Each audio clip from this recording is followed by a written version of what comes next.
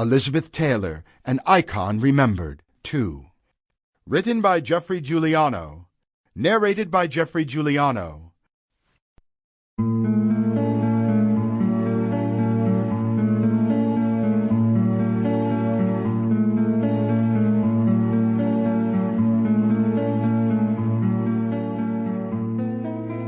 I've been famous since I was 9 years old.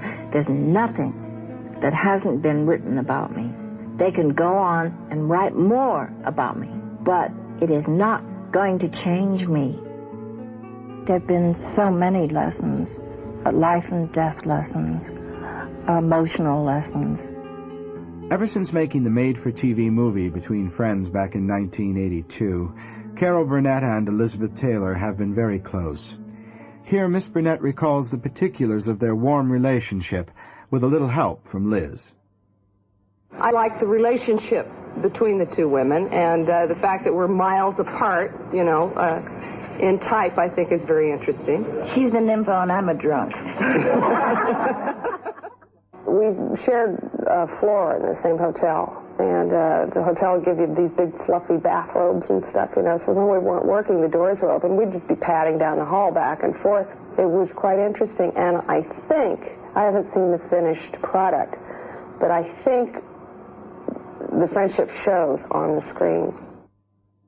Following Elizabeth's stellar performance in The Little Foxes in 1982, the late Sammy Davis Jr. had this to say regarding her growing ability as a highly competent and creative stage actress.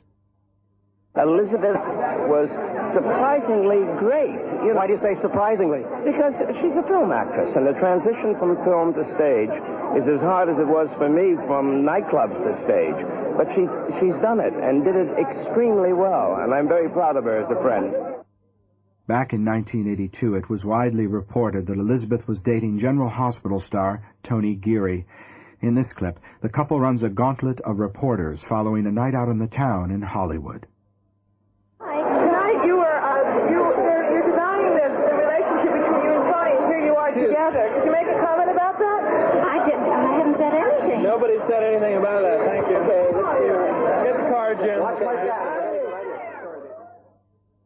In the end, however, the so-called romance evaporated, and the two remained just good friends. In October of 1988, a history of excess and devastating health finally caught up with the dedicated superstar. Long troubled by both alcohol and prescription painkillers, Taylor checked into the Betty Ford Center. During her stay in the clinic, her second in 5 years, she met construction worker Larry Fortinsky, some 20 years her junior. Tragic though her life has been at times, Elizabeth is of that rare breed who can somehow meld together her great common sense, compassion, and humor into an ingratiating swirl of kindness and charisma, as we see here in her light-hearted reflections regarding her final marriage. Well, Larry and I have known each other for 3 years.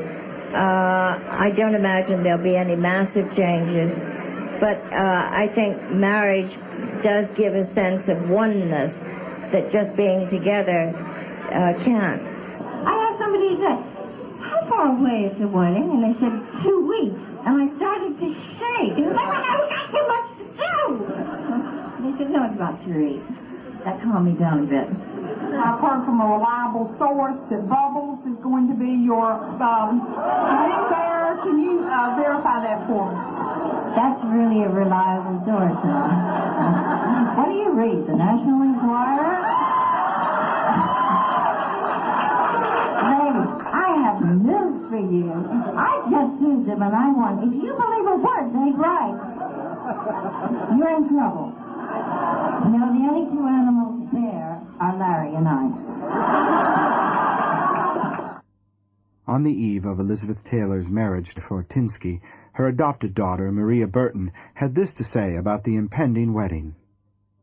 He's very thrilled about it, and Larry's a wonderful person, a great guy, and I think they'll be very happy together.